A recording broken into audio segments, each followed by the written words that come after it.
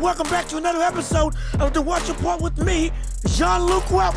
We're back again. We're up on this Thursday afternoon or night. I can't remember. It's pitch black outside because the whole daylight savings time and all that stuff.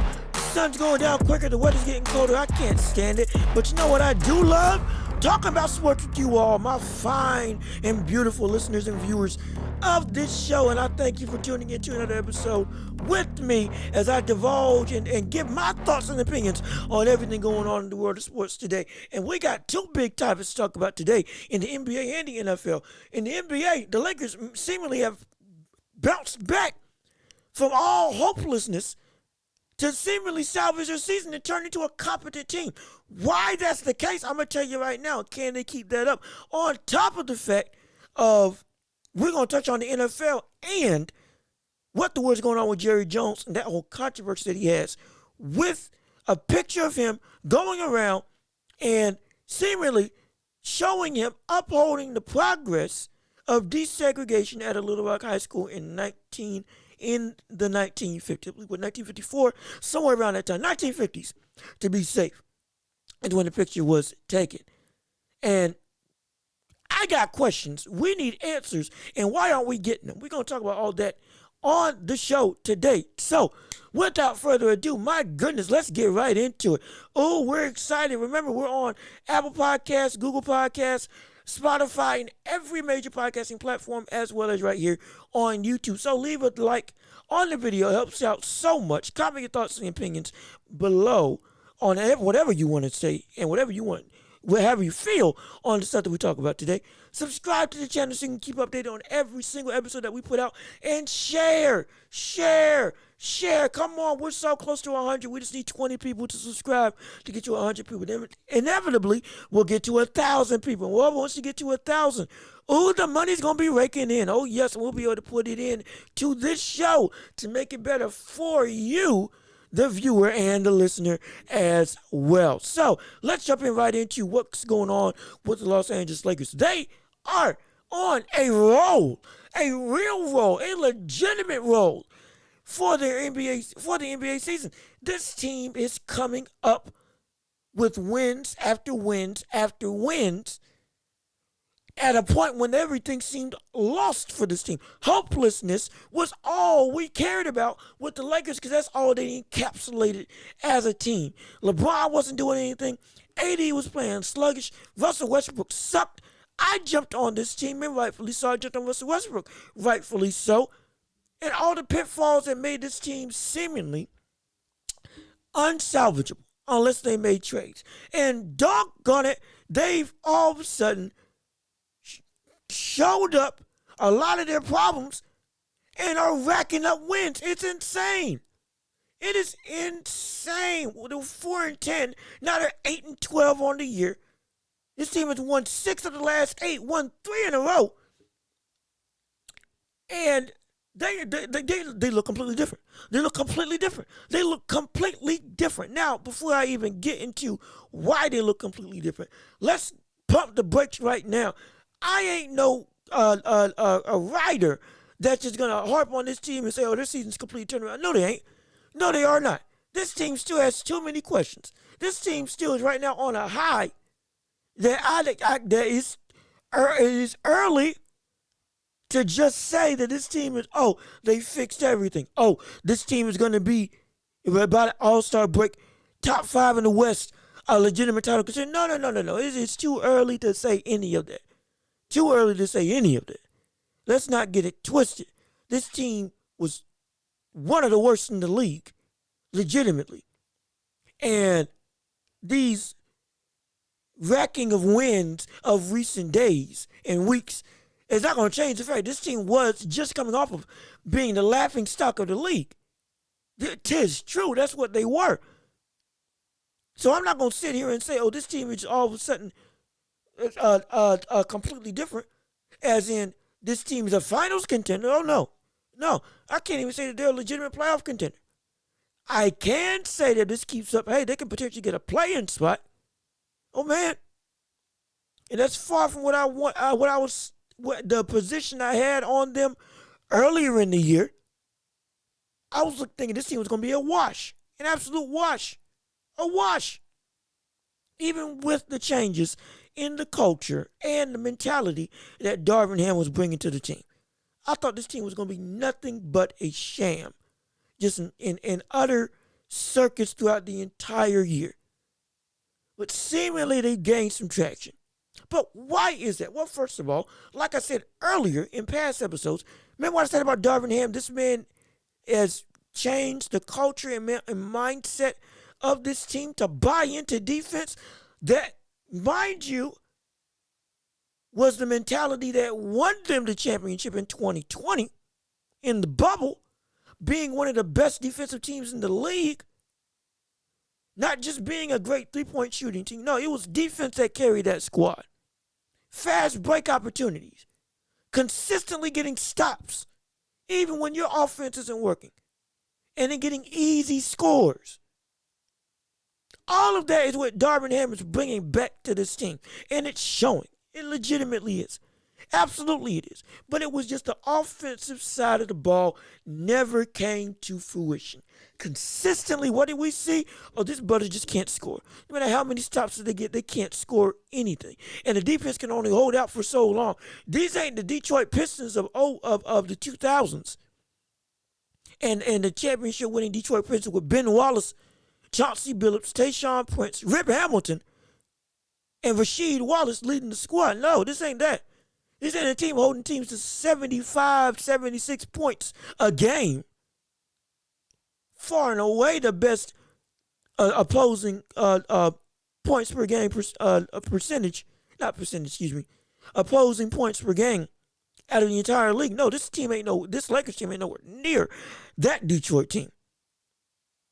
But they are first in defensive rating for the entire league. Legitimately.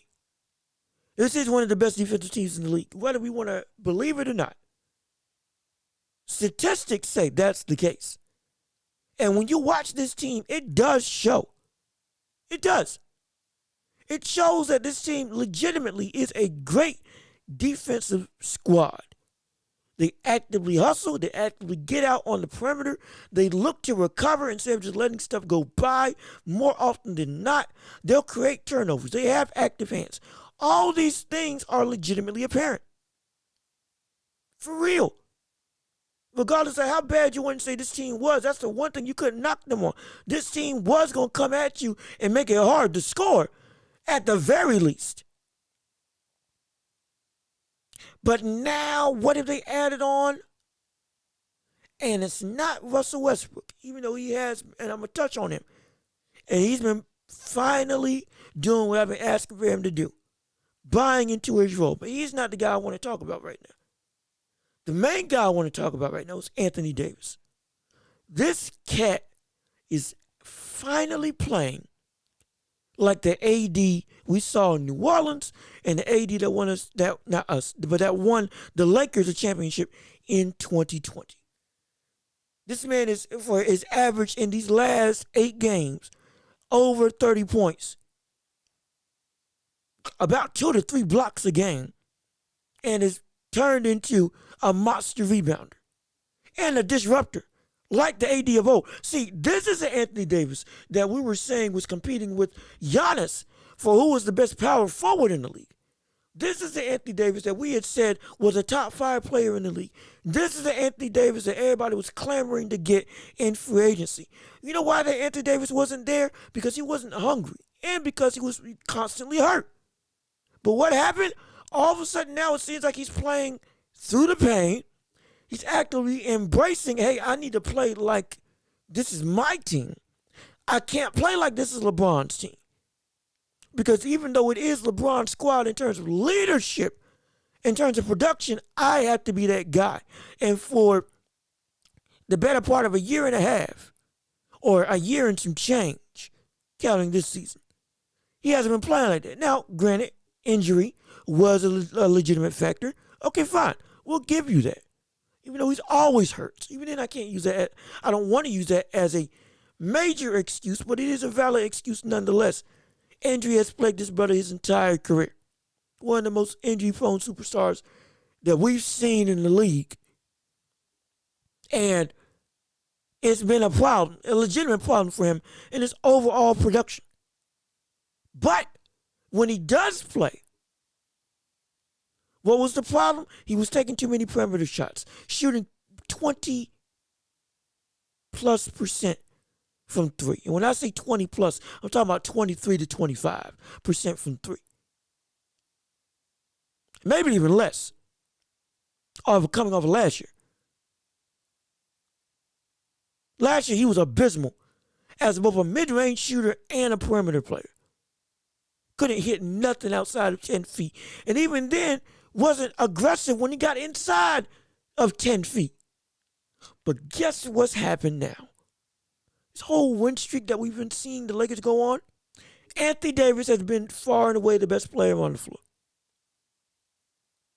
And it's been great. He's been playing like a dominant performer, like a dominant big man. Do you understand that over these last 8 games, this man's been putting up numbers such as 37 points, 18 boards, 7-7 from 3. 38 points, 16 boards, 4 blocks, 18 of 21 from the free throw line. 37, 21, 5 blocks, 5 steals, 15 of 16 from the free throw line. 25, 15, and 3 blocks with 7 free throws and 5 in the made. And then just in the last game, 27, 12, and 3. Do you understand? What's the pattern?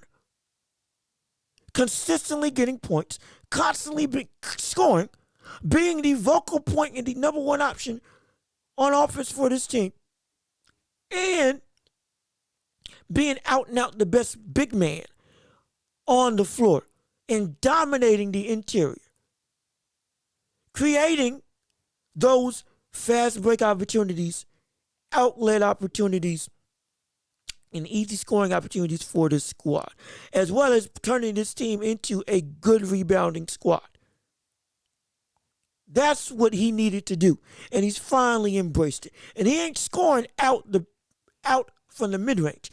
This man is attacking the basket, cutting, driving, forcing his way into the paint on a consistent basis, regardless of whether he feels injured or not.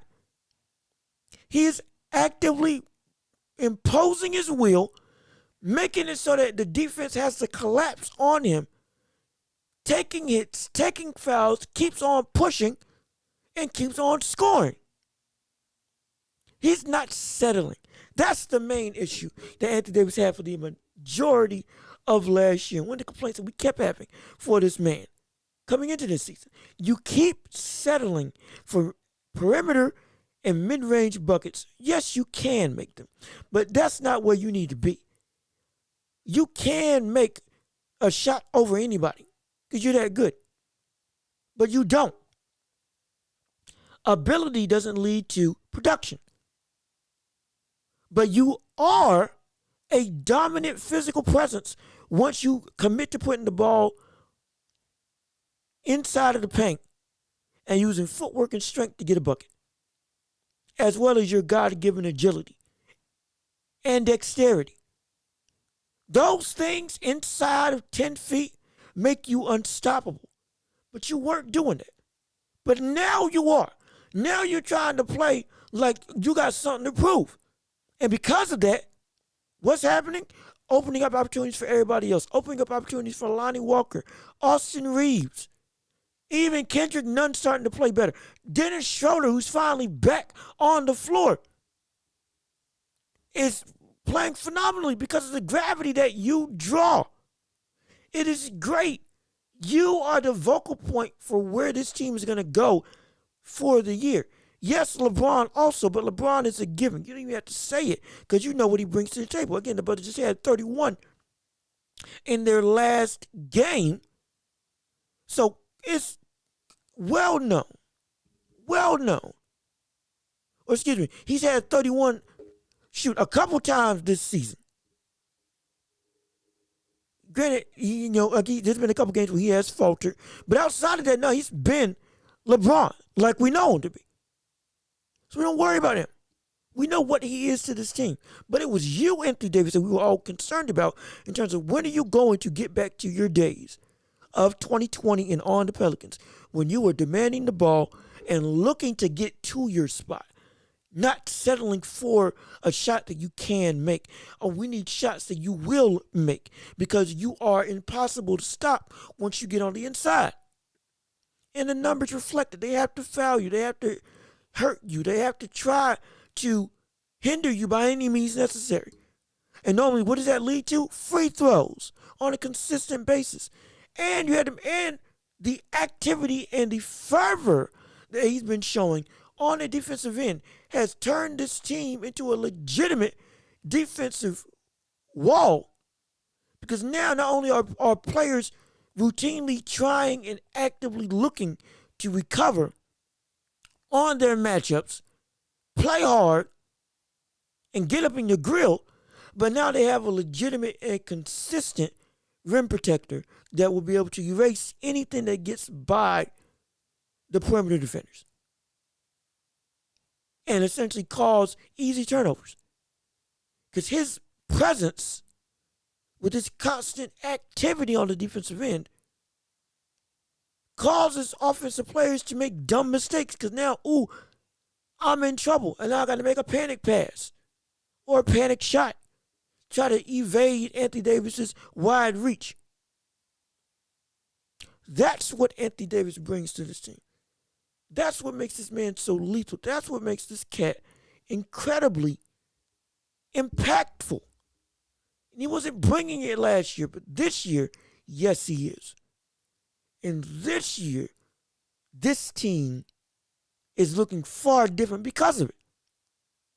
And the flip side to that, on the perimeter, now we go to Russell Westbrook.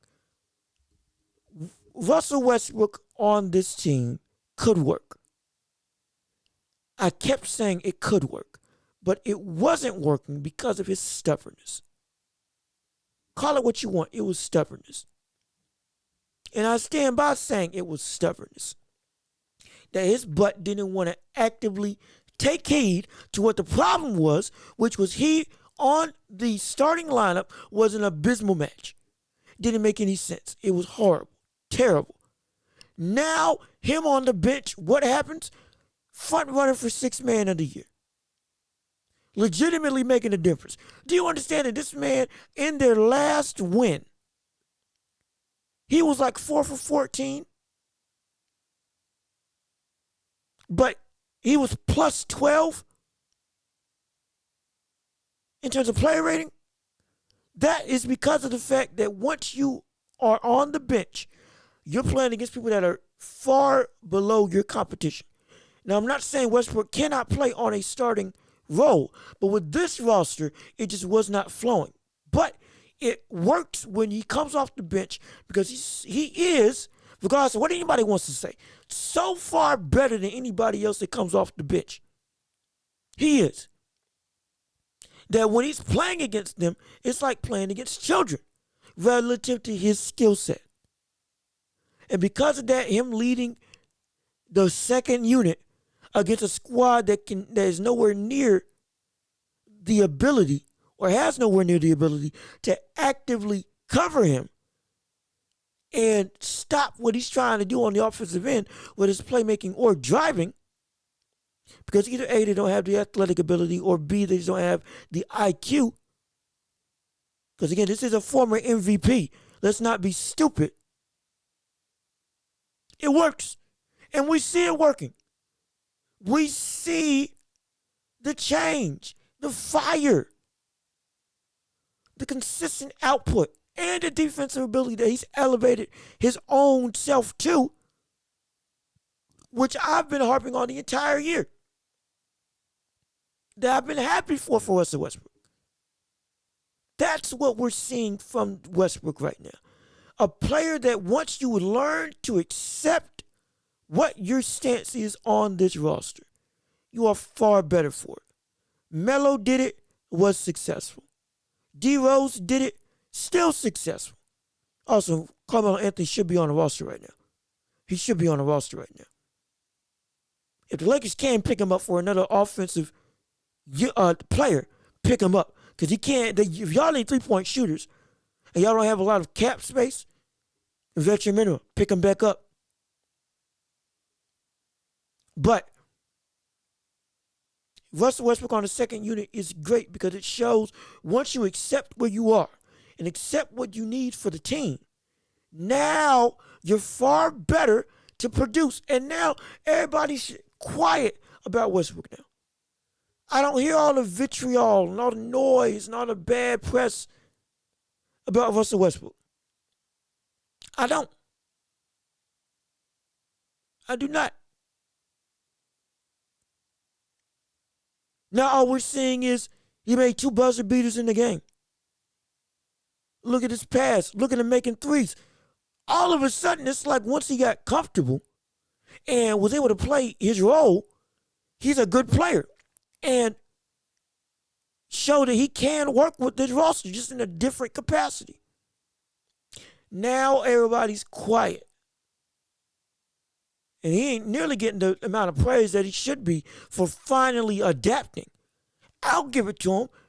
Thank goodness you finally bit the bullet and did what was better for the team, because now you are thriving. Because now, mind you, I just got on here and was saying that Westbrook may not be on a team come next year if he kept playing like he's been playing. Now, however, I can see him on a roster next year. Because he's adaptable. He showed that he's adaptable. Not just in terms of team defenses, but in terms of his ability to mitigate how he needs to play. He didn't show that for his entire career. He didn't show that. Did not show that for his entire career. Now it's gained that level of maturity.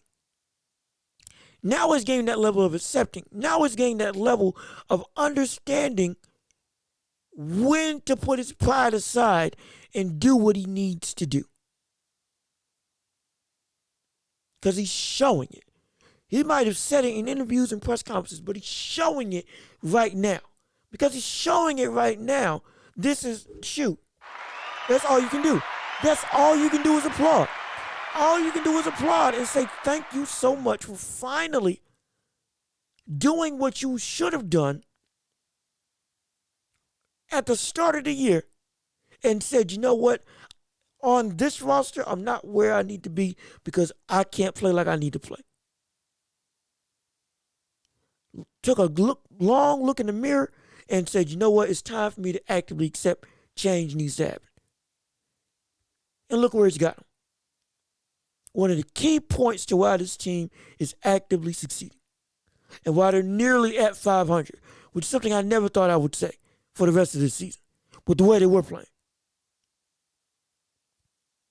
Has had a string of games in a row where they are producing and clicking. Shoot, they would have won 4 in a row if it wasn't for one defensive lapse. And when that one defensive lapse is a monstrous 17-point loss. Again, we still show signs of a Lakers team that is just not there yet, but we are seeing signs for the majority over these last 8 games of this is a team that is improving and improving rapidly. And again, it doesn't hurt that, like I said before, Dennis Schroeder's back in the lineup. That doesn't hurt either. It doesn't. A crafty, shifty point guard that can split minutes with Westbrook and can hit the 3 and can finish at the hoop and can get fouled. And is a decent defender. Not great, but decent defender. So if you need him to stay in front of somebody, he can. And he's a good playmaker. All of it. Phenomenal. Now you got Lonnie Walker Jr. coming into his own. Or excuse me, not Lonnie Walker Jr. Lonnie Walker, the fourth, the third, the fifth, the Greek. Lonnie the Greek because he's his Greek lettering. You see him turning into a good 3-point shooter, turning into a legitimate driving threat with his athleticism. Then Austin Reeves becoming the Alex Caruso of this team because of every play that he makes is an impact play. Boost the morale of the team exponentially. and he's just at the right place at the right time and surprises you with what he's able to do on the floor.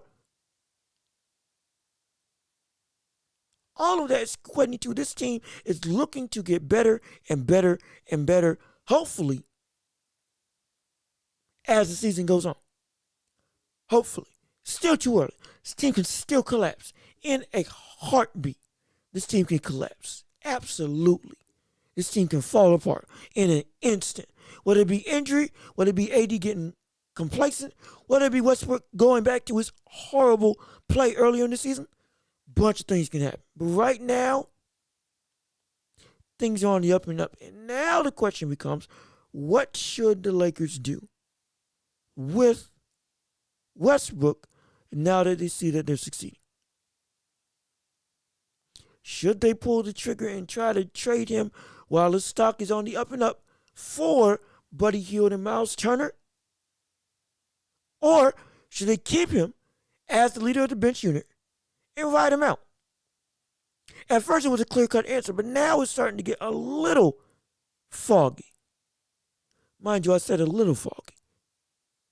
The overarching thing is, yes, still trade him if you can for those assets of Hield and Turner, if it's still available. Because again, I'm fine with Dennis Schroeder running the bench unit if necessary. Because at worst comes to worst, we put LeBron at point guard again. What does he do? Win a championship. Or excuse me, put the team in the best situation to win a championship like he did during his MVP campaign and championship winning and finals MVP winning season in 2020 when he led the league in assists as the PG. So we've seen it done before. He can do it again. Absolutely. It's not a big ask for him because he does it on the daily. But with Hield and Turner, another offensive shooter, another defensive protector, and rebounder in Miles Turner, who's consistently always been one of the better shot blockers in the league. Also, he's athletic. Also, he can pull the three. And he's competent on both ends of the floor. Now, you can run him as a backup. You can run him at the 5 and play AD at the 4. There's so many things you can do. There's so many things you can do. And it's never bad to have a big rotation of big men. Again, 2020. Everything goes back to 2020. Dwight, McGee, and Davis all on the same team. Won a championship. If Turner got on the squad, it'd be Turner, AD, Damian Jones, and Thomas Bryant. Having big bodies on the floor is never a bad thing to have. And having big bodies you can rotate out, all of which you do different things, is never bad either. Never bad either. And it gives AD the opportunity to rest. So you don't risk injury because of overexertion. If you're coaching staff and worrying about health. So it's still viable to trade Westbrook. Especially right now before things potentially turn for the worse. If you can. But if not, they can make it work because now Westbrook's accepted the new terms of engagement. He's accepted the new rules of engagement, And because of that, now you're looking at a team that is actually built to prosper. Actually built to become something. Maybe not a championship winning squad, but a squad that can actively be, sneaky. And shoot, if everything comes to fruition, everybody plays at their best, who knows? Maybe this could be a dark horse for a championship. If they keep this incredible defensive intensity on top of building the offensive flow and consistency, we could be looking at a team coming out the West and nobody expected to potentially have some upsets and actually have a long shot, but a shot, which is more than we can say for them at the start of the year.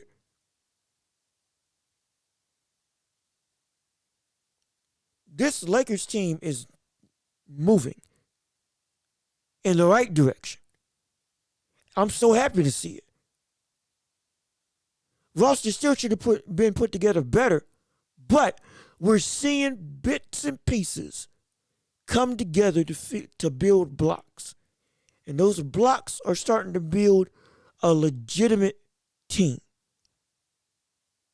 What are those blocks? Defensive intensity. Young players actually playing like young, good quality players. X factors like Austin Reeves coming up clutch. Defense being, again, first out the league in terms of defensive rating. Then you get Anthony Davis playing back like a monster, back like the AD of old, averaging over 30 plus points these past 8 games. LeBron playing like LeBron. Everybody getting comfortable. Offense getting more fluid.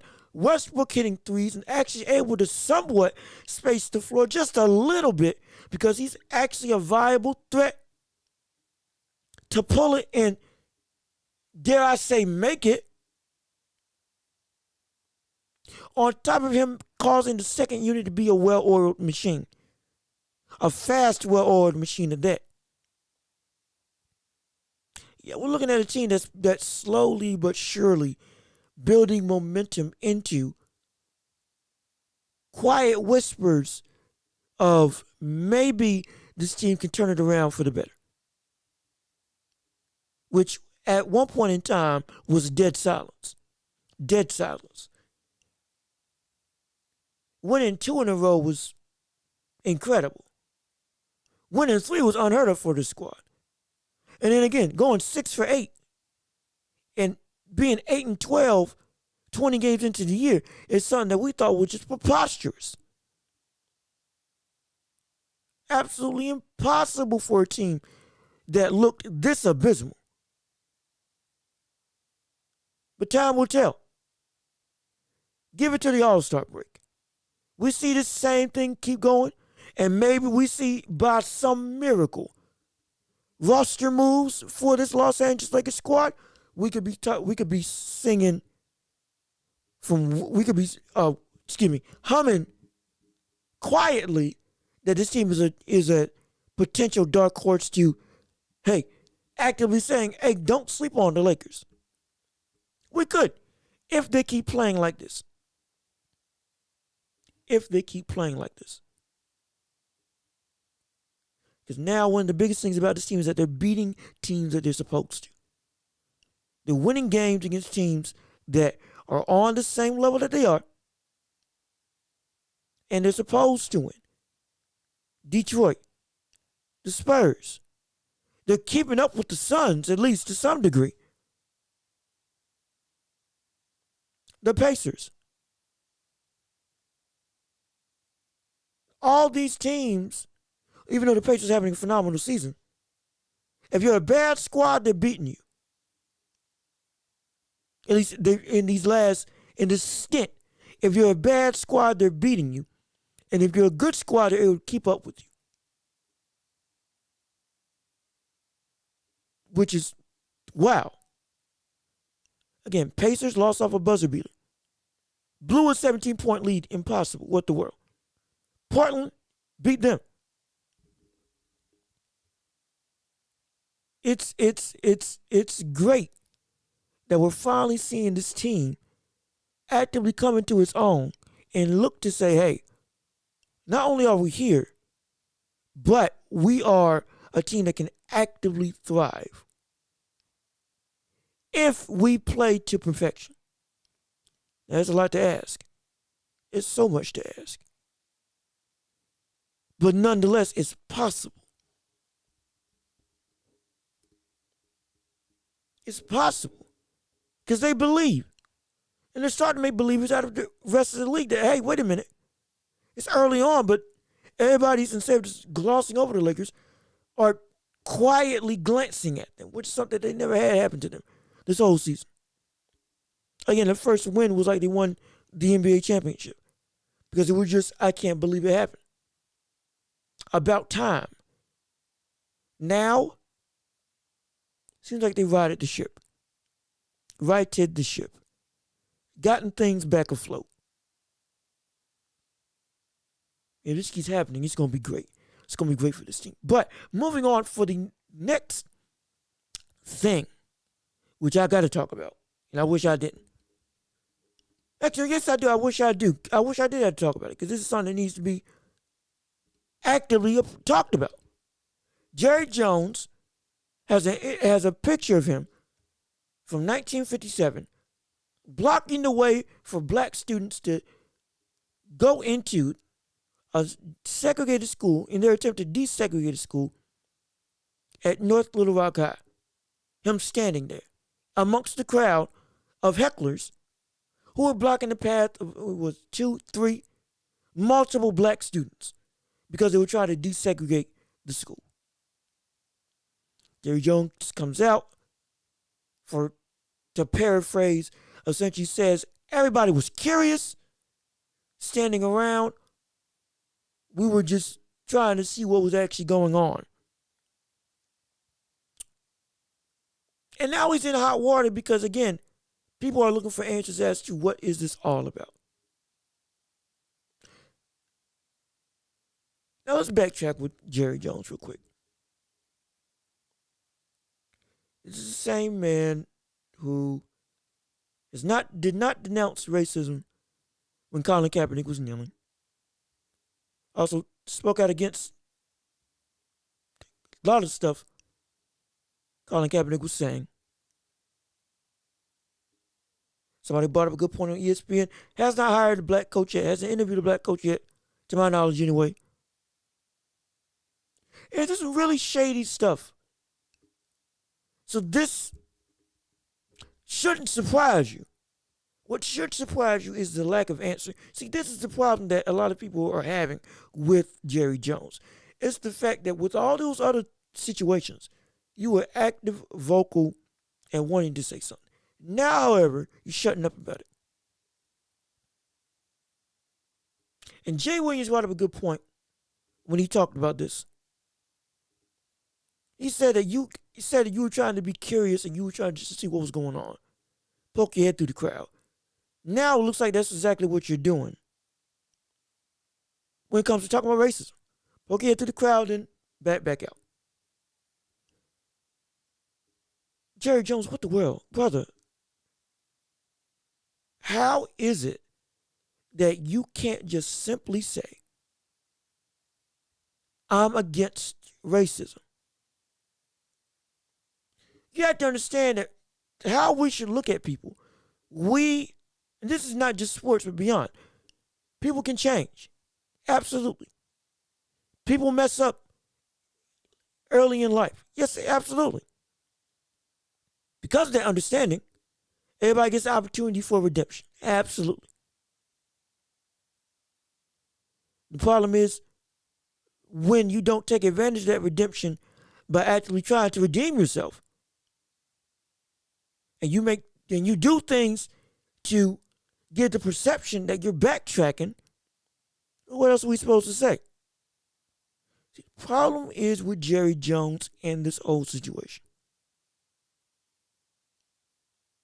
is the fact that you just simply have to explain yourself. That's it. That's it. We know what the climate was, and we know everybody hated black folks back then. Many people still do now, but it was a lot more apparent back then. A lot more in your face. A lot more accepted. So because of that, you being in that crowd, you know exactly what that brings up. You know the questions that brings. You know the inferring that would bring people to have. All you have to do is simply say, hey, either two things. Either A, genuinely I was there in support of the students. I just happened to be in the background. Or I was there. I admit I was against the students going into the school. I apologize. I was wrong. I was horrible. That's not how I feel anymore. I denounce racism. Now, again, there's so many other things that need to happen on top of that, but at the same token, at minimum, simply that's what we ask for. But you hiding, not necessarily going out and saying anything, makes no sense.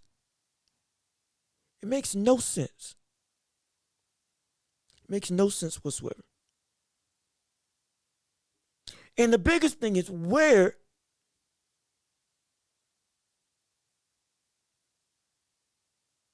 the biggest problem with this whole situation is not just Jerry Jones's lack of answering and trying to justify, oh, this was the climate around.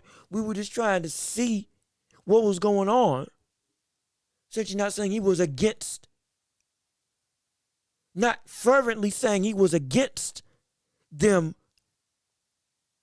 in terms of the racist people in the crowd, and he was trying to be there in support. Not saying that.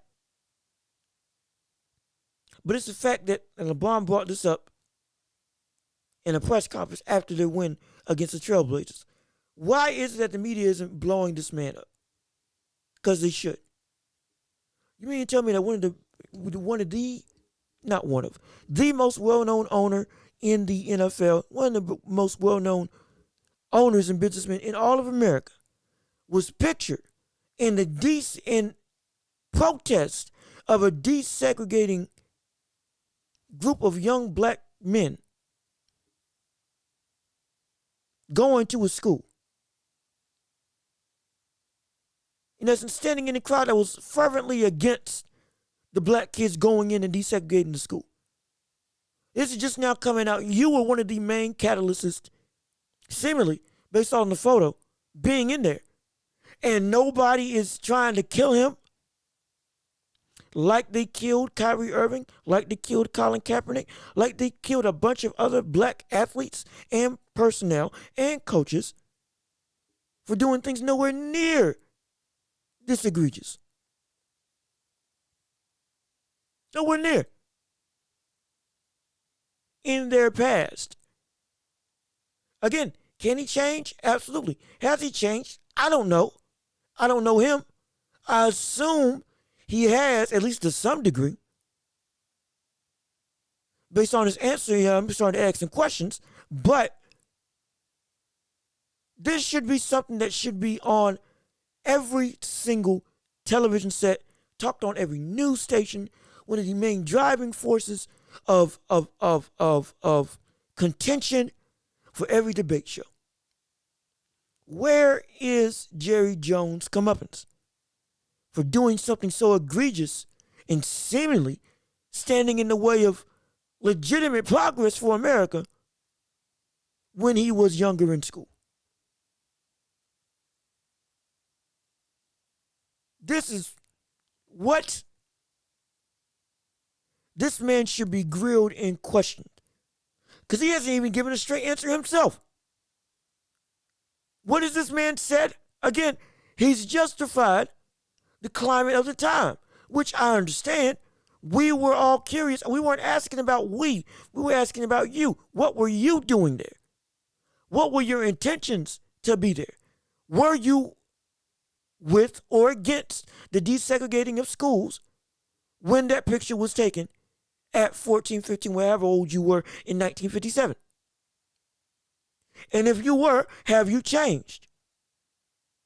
If so, what have you done to show that you've changed? These questions should be asked. This man should be grilled. He should not get anything just off the hook for him. Not at all. This cat deserves everybody jumping on him, because something like this is horrible. And the answers that he's given and the stuff he's done leading up to this controversy, that we can call it, all should have people questioning, well, hold on, wait a minute now, maybe there's something more to this picture, and not in a good way. Maybe he wasn't just there, just observing. But we need some concrete answers, not know, oh, we were all young, wild, and free, just trying to see what all the commotion was about.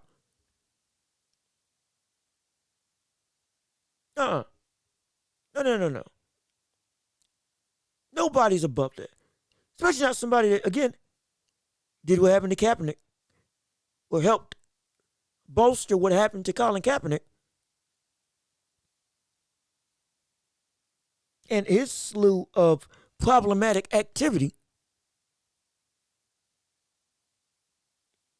People should be grilling this man every which way. Did you forget this brother also said, bring me the circus when it comes to media drama? He wants it. He loves it. He needs it. That's how he's approached business. That's how he's kept the Cowboys in relevancy, even though they haven't accomplished anything to keep them relevant. This season they're having a good season, but that aside, this should not be overlooked. We need answers. Why were you there? Not just because, oh, I had school. No. Why were you in that crowd? Were you in support? What was your feelings on segregation and black people at that point in time? Do you still feel these same feelings now? And if not, what have you done to show it? And if so, then why are you owning an NFL team? These types of things need to be asked because there's no reason, no good reason that Jerry Jones should be just off the hook and to be able to walk through life without ever being questioned, pressed, grilled, or anything like that. When again, other people, and specifically black people, have done minor inconveniences in the professional sports world and have gotten absolutely taken to the nines for it. Legitimately. LeBron, stuff he said got blown out of proportion. On a consistent basis. On a consistent basis. One comment from a black coach or black player skews their entire perception from people for about a week to a month. Saying, oh, I never liked that guy. Oh, yeah, he's da-da-da-da-da, this, that, or the third. Oh, he's horrible. Oh, he's angry. Oh, he's what type of teammate is he? What type of owner is he? Does he not care? All these things happen. But when Jerry Jones gets something put out about him about this, nearly dead silence. It's almost like you pulling teeth to get somebody to question Jerry Jones as to what the world is this, why was he there? We need answers to this. We need your intentions. We need how you feel now. And why you were there in the first place. People say don't hold people's past against them. I completely understand that. In the same vein, answers still need to be answers still need to be answered about your reasoning so we can make sure that you are not still in that same mindset of the past that we shouldn't hold you accountable for. Because if we just let him off the hook and it turns out that he's actually still thinking that way, well, then what have we done? Let a racist keep on moving, even though the NFL says they want to be all inclusive. Let a racist keep on living in the way that they're living. Excuse me, not killing them. Wait a minute now. I'm not saying killing them. Letting a racist person consistently or continually live the lifestyle that they have when he should be chastised and punished if he's still holding the views that are counter to what the NFL says that they want to have as their brand. Publicly. We know they're messed up privately, but publicly, you don't do that. You don't mess up the shield. You know that. You know that. You know that. I don't care how high on the pedestal you are. You don't mess up the shield. Look at Dan Snyder. But it's getting so much press, they let it slide, let it slide, let it slide. But the second they said, oh, I got dirt, against the shield, gone. Gone.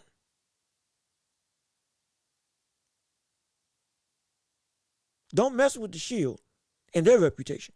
Lord knows, don't do that. And that's how it should be approached with Jerry Jones. Jones, are you messing up the shield, sir?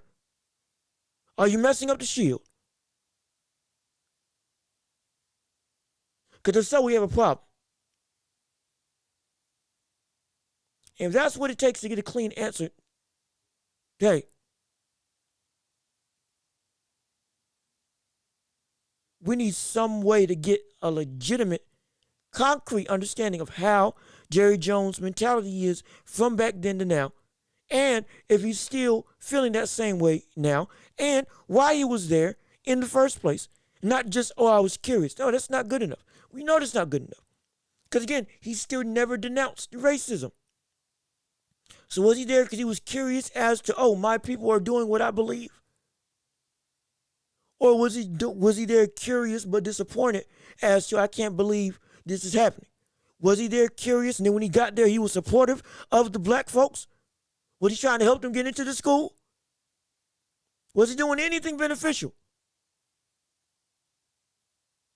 Did he do anything afterwards to go against the mentality that schools should still be segregated and against the mentality of racism at the time? Or was he just silent? Because if he's silent, was that complacent? All these things and more need to be asked and grilled upon on Jerry Jones. Because if not, that's a disservice to the media for how they do everybody else. We need answers and we need them now. I want answers, not demand them now. You deserve answers and you deserve them now. Not no 3 weeks after this whole thing blows over. Or potentially never at all. The simplest thing to do is, I would just love to hear him say he just announces racism once. That's it. Even if I don't get an answer. Or they'll at least say, okay, hey, whatever he was, at least in his words, he says that he's not like that no more. But right now, hey, I don't care how many black friends he's got around him, how many black pundits he has that are close to him. Whatever the case may be, it don't matter to me. Right now, it's up in the air and it's in question. And I don't need to interpret things at this point in time. I need to be able to concretely hear these things. Because concrete statements are the best way to quell anything that somebody has in terms of questioning about you. Make it plain. You do that, you might alleviate orders. You don't, we're just going to keep asking more questions. But I need to understand where you are and where you lie. I need to understand where you are and where you lie. Because this cannot be. This can't be. This can't be. We can't be sitting and just accepting, he did it in the past, oh well. When again, what has he shown to show that he isn't still of that same mindset? So we need to understand, why were you there? And there's a reason why people keep those types of pictures under wraps. To a degree, why people want to get over or try to overgloss racism out of schools, out of books, out of all this stuff. Because of the fact that a lot of people's grandparents back in the day were in those very pictures. Many of them don't talk about it. And you wonder why. Go ask your grandparents if you ever can. Hey, are there any unflattering pictures of you that you may not want made to the public? You were alive during the civil rights riots, right? Where were you? Did you ever go to a protest? Were you ever against a protest? Some of your parents might be straight up and answer. Some of them might go a little quiet. Might try to change the subject. And there's a reason why. Because in that history, They're in it. Not just because they were living in it, but because they were actively a part of it. Not just because they were living amongst the time, because they were actively at the place, doing the thing, the bad thing, the very bad thing of upholding racism. As well as not just racism, but a bunch of other horrible mentalities. You'll be surprised if you go ask.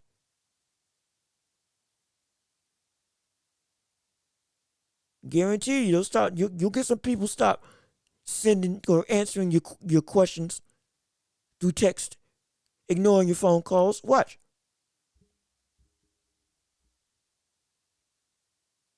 So we need answers from Jerry Jones, and we should demand them now. Absolutely now. There's no need for it to be this quiet on his side. No need for it to be this vague on his side. Justifying saying, oh, we all were there just to see what was going on. Curiosity just got in control of us. No.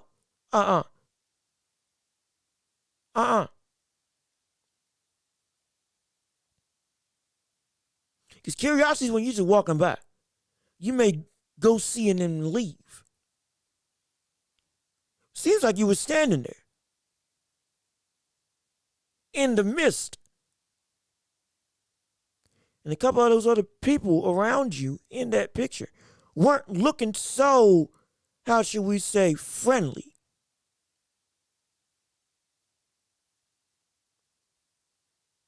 So we need some answers. And we need them now. Because if not, we're going to do the same thing that everybody else does to all the other athletes, specifically black athletes and pundits, whenever something comes out about them. We're going to infer. And Lord knows there's a lot of people that don't like Jerry Jones. And so that's going to be worse for him if he doesn't just come up plain and say why he was there, and specifically whether he's having those same issues now, and specifically denounce racism at bare minimum because this came out. Because he ain't done it in the past.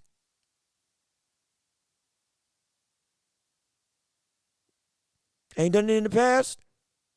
You better start talking and doing it now. Because it's going to be bad for him if you don't. But this has been another episode of The World Report. I've been your host, Jean-Luc Welch. Again, thank you so much for listening to me today. I'm so glad to be back with you again. Again, we're available on Apple Podcasts and Google Podcasts, Spotify, all major podcasting platforms. Please leave a like on the video, comment your thoughts and opinions, subscribe to the channel. Again, likes help this video so much, help the channel so much, and share the channel with everybody that you know. Please share the channel with everybody that you know so we can build up this empire, build up this conglomerate together. Oh yes, we're going to make it big, make it grand, and we're going to make it better for you, the viewer. Oh yes. Thank you all so much for listening. This has been The Welch Report. I've been your host, Jean-Luc Welch. Peace and love. We out of here.